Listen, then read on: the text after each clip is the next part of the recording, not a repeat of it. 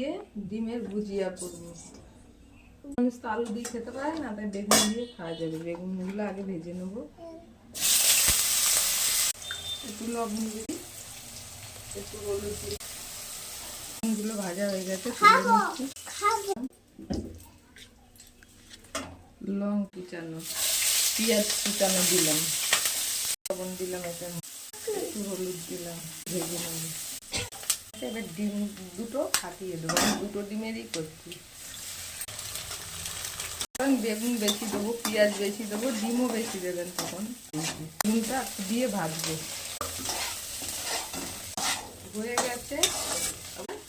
সবাই তো আলু দিয়ে টমেটো দিয়ে খান, কেমন লাগে।